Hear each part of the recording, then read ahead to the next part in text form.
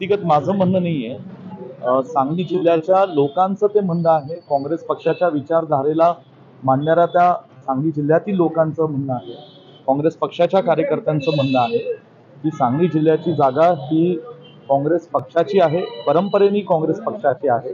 काँग्रेस पक्षाचं तिथं मजबूत संघटन आहे आणि आजही जे मी काही दिवसांपूर्वी बोललो ते आजही माझा स्टँड आहे की ती जागा लढण्यास आम्ही सक्षम आहोत आणि ती सांगली जिल्ह्याची की काँग्रेस पक्ष ही लढण्यास समर्थ आहे.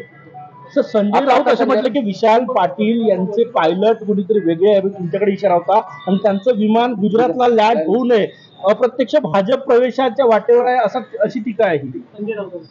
मी संजय राऊत साहेब काय बोलतात त्याच्यावर मला वाटतं प्रतिक्रिया देण्याची आवश्यकता नाहीये. सांगली जिल्ह्याच्या इतिहास आणि भूगोल, राजकारणाचा आणि समाजकारणाचा ज्याला माहीत आहे महाराष्ट्रात, तो अनेकांना माहीत आहे. देशाच्या स्वातंत्र्यापासून कुठलाही व्यक्ती किंवा एखाद्या जनावराला जरी सांगली जिल्ह्यात विचारलं तर जनावरण सुद्धा सांगू शकेल की हा काँग्रेस पक्षाचा या ठिकाणी एक विचारधारेचा तो जिल्हा आहे.